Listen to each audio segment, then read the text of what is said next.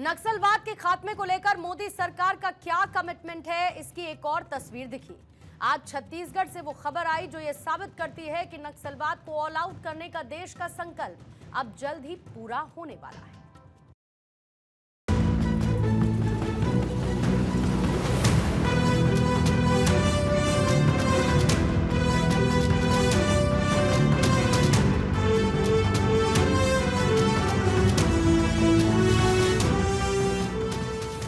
Surrender policy हमने बनाई है। आइए हथियार डाल दीजिए, हथियार लेकर बस्तर की शांति को अगर आपने छिन्न विछिन्न करने का काम किया, हमारी सशस्त्र सीआरपीएफ, छत्तीसगढ़ पुलिस मिलकर इसका जवाब देंगे।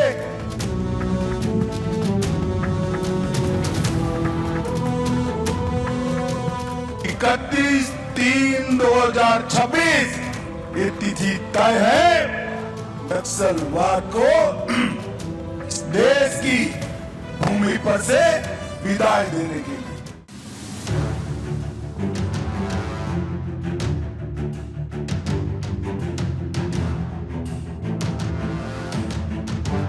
अल्टीमेटम पहले ही दे दिया गया था और लगातार इस अल्टीमेटम के रिजल्ट अब सामने आ रहे हैं।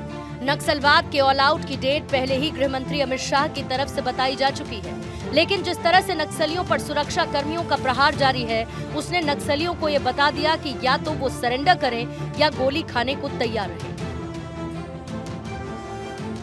और इसी में छत्तीसगढ़ में इस बार नक्सलियों के सबसे बड़े सरेंडर की तस्वीर भी सामने आई है। छत्तीसगढ़ के बस्तर में नक्सल उन्मूलन के मामले में एक बड़ी उपलब्धि हासिल हुई है। यहाँ पर माड़ इलाके के 200 से ज्यादा नक्सलियों ने आज सीएम विष्णुदेव साय के सामने सरेंडर किया।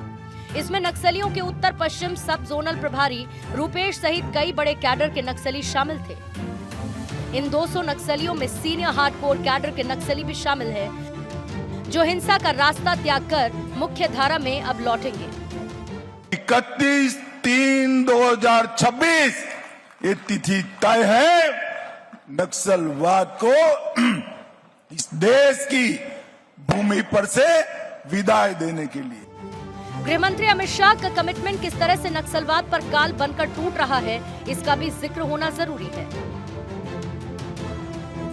गृह मंत्री अमित शाह ने अगले साल 31 मार्च तक सशस्त्र नक्सलवाद को पूरी तरह खत्म करने की डेडलाइन पहले ही देश को दे दी है और जिस तरह से नक्सली सरेंडर कर रहे हैं, वो शाह के कमिटमेंट पर मोहर का काम कर रही है। इससे पहले महाराष्ट्र के गढ़चिरौली में भी पुलिस को नक्सलवाद के खिलाफ बड़ी सफलता मिली थी, जहां खतरनाक नक्सली मल्लौजुला वेणुगोपाल राव ने 60 अन्य नक्सलियों के साथ पुलिस के सामने हथियार डाल दिए थे। एक समय जो नक्सलवाद देश को आंखें दिखा रहा था, जो सीधा सरकार तक को टक्कर देता था, वही नक्सल अब अपनी अंतिम सांसें गिन रहा है। क्योंकि नक्सल की जमीन को जिस तरह से सुरक्षा बल खत्म कर रहे हैं, उससे इतना तय है कि नक्सलियों के लिए बचने का सिर्फ एक ही रास्ता है और वो है देश के कानून के सामने आत्मसमर्पण का। और यही वजह है कि अब नक्सलियों को ये एहसास हो रहा है कि उनका साम्राज्य अब समाप्ति की ओर है और ऐसे में सरेंडर करना ही वो तरीका है जिससे जान बच सकती है। जिस तरह से गृह मंत्री अमित शाह ने नक्सल के दी एंड का प्लान बनाया है, उसके डर के चलते नक्सली गढ़ से अब शांति के प्रस्ताव सरकार की ओर भेजे जा रहे हैं और इसी में महाराष्ट्र के गढ़चिरौली के बाद 200 नक्सलियों का सरेंडर इसे बताने वाला भी है। नक्सल के नेक्सस को तोड़ने के लिए सुरक्षा बलों की तरफ से 4 प्रॉन्ज स्ट्रैटेजी चलाई जा रही है, जो नक्सल के खिलाफ केंद्रीय गृह मंत्री अमित शाह की तरफ से बनाई गई एक पूरी रणनीति भी है।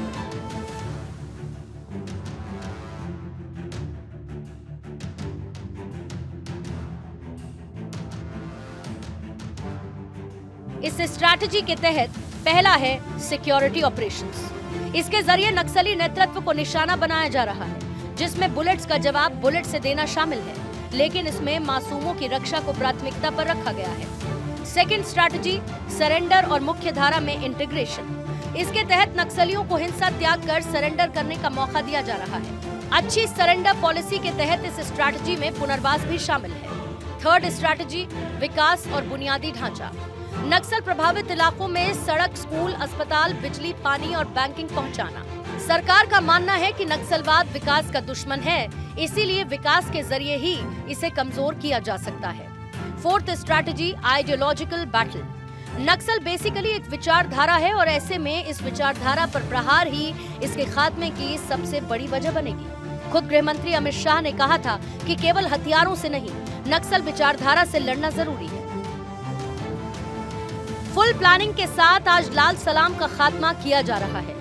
नक्सल इस वक्त आईसीयू में है और जैसा कि गृह मंत्री अमित शाह ने नक्सल के दी एंड की भी तारीख काफी पहले देश को बता दी है, जिसको लेकर पूरी रणनीति के साथ काम किया जा रहा है।